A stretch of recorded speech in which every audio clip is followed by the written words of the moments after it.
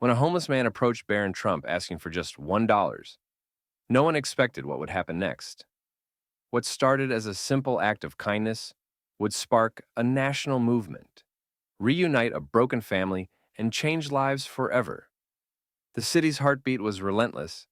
Cars honked, pedestrians weaved through the streets, and the hum of conversations filled the air. On the corner of Broad Street and 17th Avenue in Cleveland, Ohio, a man sat slumped against the wall of an old convenience store. His clothes were worn layers that barely kept the biting winter wind at bay. Beside him, a cardboard sign read, "Anything helps, God bless." His name was Leonard, though most people didn't care to know it. At 42, he had been living on the streets for nearly a year, a series of misfortunes stripping him of everything he once held dear. Each day was a gamble. Sometimes a passerby would toss a few coins his way, but more often they hurried past, avoiding his eyes. When a homeless man approached Barron Trump asking for just $1, no one expected what would happen next. What started as a simple act of kindness would spark a national movement, reunite a broken family, and change lives forever. The city's heartbeat was relentless. Cars honked, pedestrians weaved through the streets, and the hum of conversations filled the air. On the corner of Broad Street and 17th Avenue in Cleveland, Ohio, a man sat slumped against the wall of an old convenience store. His clothes were worn, layers that barely kept the biting winter wind at bay. Beside him, a cardboard sign read, "Anything helps, God bless." His name was Leonard, though most people didn't care to know it. At 42, he had been living on the streets for nearly a year, a series of misfortunes stripping him of everything he once held dear. Each day was a gamble. Sometimes a passerby would toss a few coins his way, but more often they hurried past, avoiding his eyes. Leonard adjusted his beanie and shivered. He watched as shoes of every kind passed him: high heels, sneakers, polished loafers. Then, out of the corner of his eye, he noticed something different. A pair of pristine white sneakers stopped just feet away from him. They weren't just expensive. They were the kind only someone truly young and privileged would wear. Leonard glanced up, his curiosity piqued. Standing there was a teenager, tall and unmistakably composed, with his hands tucked casually into the pockets of a sleek jacket. Leonard squinted against the sunlight. He recognized the face, but couldn't immediately place it. The boy was waiting at the corner, scrolling through his phone, completely unaware of the attention he was drawing. People around whispered, some even pulling out their phones discreetly to snap pictures. Leonard hesitated. He wasn't one to approach anyone unless they made eye contact first. But something about the boy's demeanor struck him. He wasn't in a rush like everyone else. There was an air of quiet observation, a calmness that seemed out of place amidst the city's chaos. Taking a breath, Leonard spoke up, his voice dry from the cold. "Hey, young man," he called, forcing a smile. "Can you spare $1?" The boy froze mid-scroll, his head tilting slightly, as if to confirm he'd heard correctly. Slowly, he turned to face Leonard, his expression unreadable. For a moment, the world around them seemed to slow down. Leonard braced himself for rejection. He was used to it, but what happened next was anything but ordinary. "What do you need it for?" the boy asked, his voice calm but firm. The question caught Leonard off guard. It wasn't rude or dismissive, but there was a weight to it, as if the boy genuinely wanted to know. Leonard's throat tightened. He hadn't expected a conversation. "Well," he began, rubbing his hands together for warmth, "a cup of coffee would be nice, maybe a sandwich if I'm lucky." His voice faltered. There was something unsettling about being questioned, but there was no malice in the boy's tone, just curiosity. The boy stepped closer, his phone now forgotten in his pocket.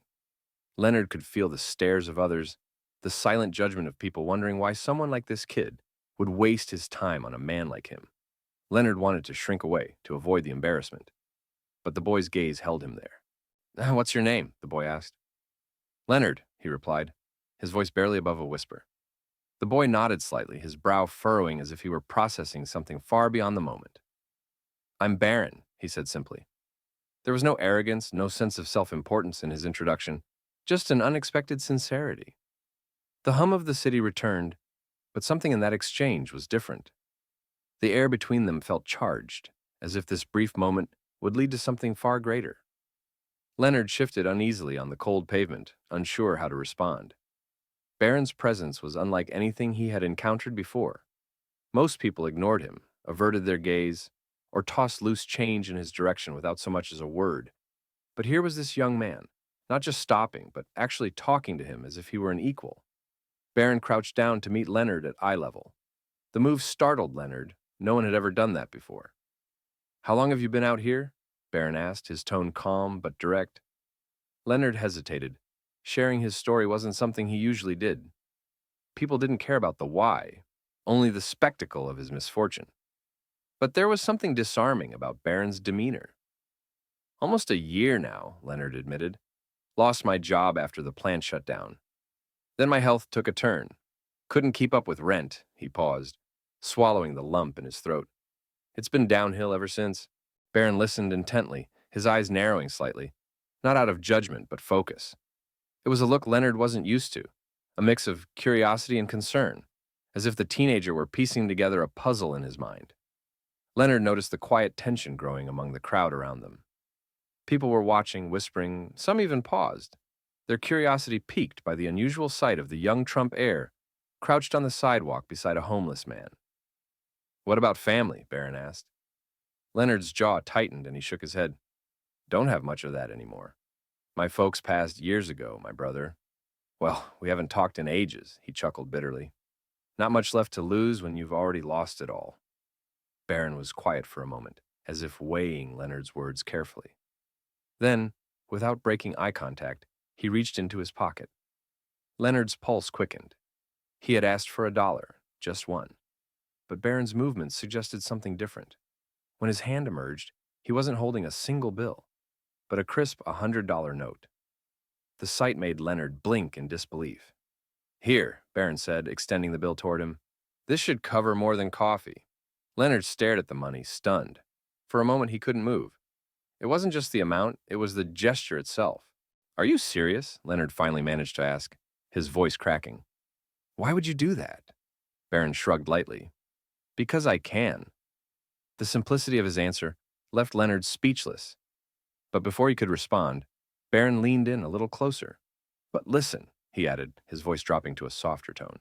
"This isn't just about the money. I want you to promise me something." "What's that?" Leonard asked, gripping the bill like it might vanish. Barron's expression shifted, becoming more serious. "If I help you today, you've got to help yourself tomorrow. Deal?" Leonard felt a lump rise in his throat. The words hit harder than he expected. For the first time in what felt like forever, someone wasn't just handing him a lifeline. They were challenging him to climb out of the hole he'd fallen into. Leonard nodded, unable to find the right words. "Good," Barron said, standing back up. He glanced around at the gathering crowd, his calm demeanor unshaken by the attention. Leonard felt his cheeks burn as he noticed people recording the interaction on their phones. He wasn't sure how to feel, grateful, embarrassed, or both. Barron reached into his pocket again, pulling out a pen and a small notepad. Scribbling something quickly, he handed the torn piece of paper to Leonard. "Go to this address tomorrow morning. They'll help you out. Tell them Barron sent you." Leonard unfolded the note, his hands trembling slightly. It was the address of a local shelter and resource center, one he'd heard of but had always been too proud or too ashamed to visit. "I'll make sure they're expecting you," Barron added, his voice unwavering. The air around them seemed to shift as Leonard clutched the paper and the money.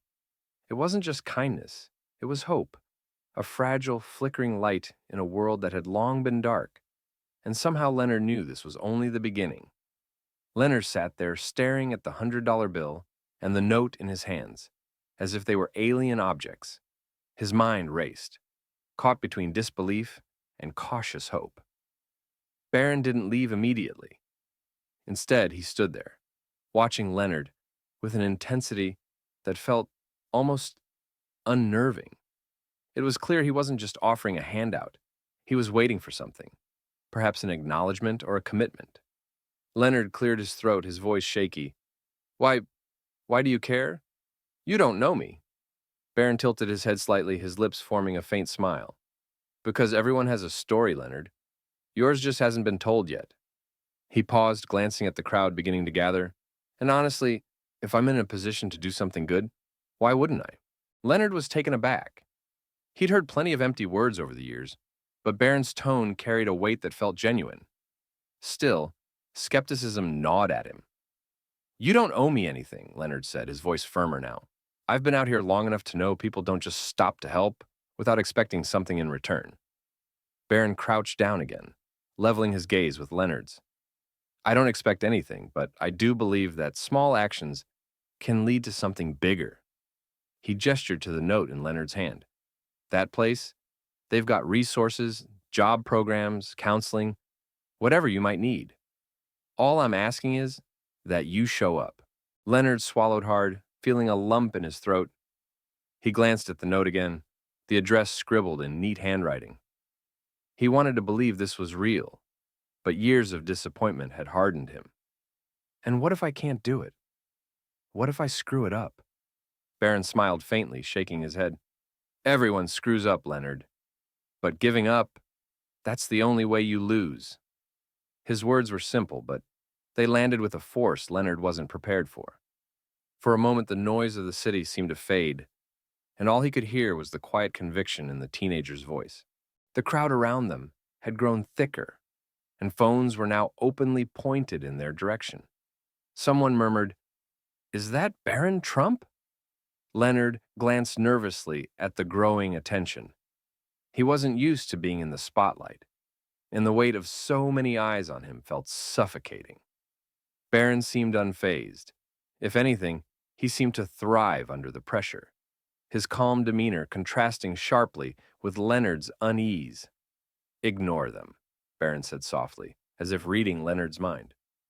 "This is about you and me right now. No one else matters." Leonard felt a strange sense of relief wash over him. For the first time in a long while, he didn't feel invisible. Someone saw him, really saw him, and cared enough to listen. "All right," he said finally, his voice steady. I'll show up." Barron's expression softened, a genuine smile breaking through. "That's all I wanted to hear." He stood up, brushing off his knees and glancing at the crowd. "And Leonard," he added, his voice louder now, as if speaking for everyone to hear. "You've got more strength in you than you realize. Don't forget that." Leonard blinked, overwhelmed by a mixture of gratitude and embarrassment. He wanted to say something, anything, but the words wouldn't come. Instead, he simply nodded, clutching the note tightly in his hand like a lifeline. As Barron turned to leave, the crowd parted for him, their whispers growing louder. Leonard watched him disappear into the city, his figure blending into the stream of people. For the first time in years, Leonard felt a flicker of something he thought he'd lost: hope.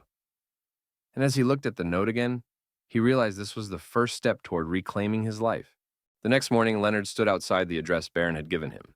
It was a modest brick building on a quieter side of Cleveland, its entrance marked with a simple sign, "Hope Outreach Resource Center." A small stream of people filtered in and out, some carrying grocery bags, others looking as uncertain as Leonard felt. He clutched the note in his pocket, his fingers tracing the edges, as if to remind himself this wasn't a dream. The $100 bill was still tucked safely in his jacket. Part of him wanted to save it, to hold on to the generosity as proof that yesterday had really happened. But another part, the part of him that Barron's words had stirred, whispered that it wasn't just about the money, it was about the chance to start over. Taking a deep breath, Leonard stepped inside. The warmth of the building enveloped him immediately, a stark contrast to the biting cold outside. The receptionist, a middle-aged woman with kind eyes and a welcoming smile, looked up from her desk. "How can I help you today?" Leonard hesitated before pulling out the note and sliding it across the counter. Barron sent me. Said I should come here." Her eyes flicked to the paper and a knowing smile spread across her face. "Ah, you must be Leonard. We've been expecting you." She stood, motioning for him to follow. "Come on, let's get you started." The next few hours passed in a blur. Leonard met with a caseworker who listened to his story without judgment, outlining a plan to get him back on his feet. They set him up with a temporary bed in their shelter, arranged for a doctor's appointment to address his health issues, and even connected him with a job training program. It was overwhelming, but for the first time in years, Leonard felt like the pieces of his life were being picked up and carefully put back together. Later that evening, as he sat on the edge of his cot in the shelter, Leonard replayed the events of the past 24 hours in his mind. The kindness of a stranger, the offer of help, the simple act of being seen. It all felt surreal. He thought about Barron's words, about the promise he had made to help himself. It wasn't going to be easy, but for the first time, Leonard believed it was possible. Meanwhile, outside the shelter, Barron's gesture had begun to ripple far beyond what either of them could have imagined. A video of their interaction, taken by a bystander, had gone viral overnight. It spread across social media like wildfire, with headlines praising the young Trump heir's unexpected act of generosity. The footage showed Barron kneeling beside Leonard, handing him the money and speaking words of encouragement that had struck a chord with millions. Some called it a publicity stunt, while others argued it was a rare display of genuine compassion from someone in a position of privilege. Regardless of the debates, one thing was clear. The video had captured something raw and powerful. People from all walks of life began reaching out to Hope Outreach Resource Center, offering donations and support, inspired by Barron's actions. Leonard had no idea his story was now at the center of a national conversation. He was too busy focusing on the steps ahead, attending his first counseling session, filling out job applications, and learning to believe in himself again. As Leonard lay down that night, the weight of the past year seemed a little lighter. Somewhere out there, the young man who had stopped to help him was making waves. But Leonard's focus was simple: take it one day at a time and honor the promise he'd made. By the end of the week, Leonard began to notice subtle changes, both within himself and in the world around him. At the shelter, staff members treated him with a kindness he hadn't felt in years. They offered not just practical support, but also encouragement, reminding him that his story wasn't over yet. Word of his journey had spread quietly within the shelter community. Others who had been struggling in silence came up to him, inspired by his willingness to take the first step.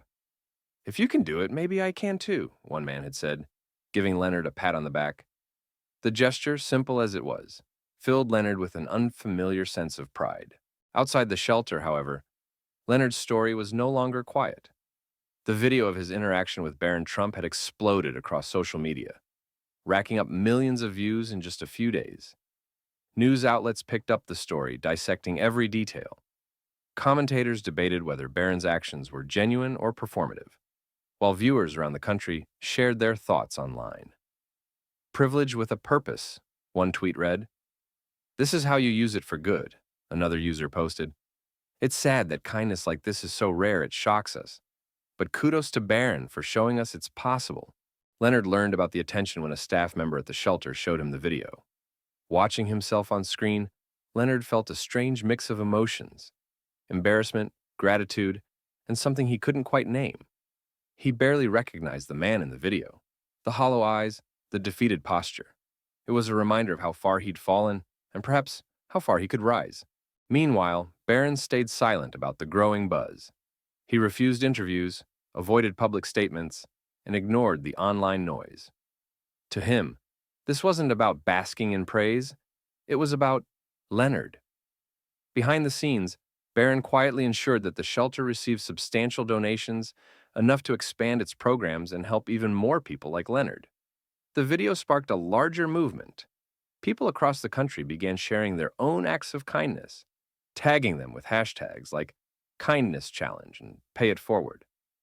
Local organizations reported increases in donations, and volunteers stepped forward in droves, inspired by the simplicity of Barron's gesture. For Leonard, the ripple effect became more personal. One evening, as he sat in the shelter's common room, he was approached by a man who looked oddly familiar. "Leonard?" the man asked hesitantly. Leonard squinted, trying to place the face. Then it clicked. "Paul?" he said, his voice trembling. It was his younger brother, the one he hadn't spoken to in over a decade. The two men stared at each other, the weight of lost years hanging between them. "I saw the video," Paul admitted, sitting down beside him. I didn't know things had gotten so bad for you. I should have reached out sooner." Leonard shook his head, fighting back tears. "It's not your fault.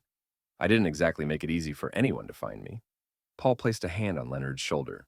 "Well, I'm here now, and I'm not going anywhere." The reunion was bittersweet, a reminder of what had been lost, but also of what could still be rebuilt. For Leonard, it was another step toward healing, not just his circumstances, but his relationships and his sense of self. As the weeks went on, Leonard began to see his story less as a tragedy and more as a testament to resilience. And though he still had a long road ahead, he carried with him a renewed sense of purpose, fueled by the kindness of a stranger who had given him more than money. He had given him hope.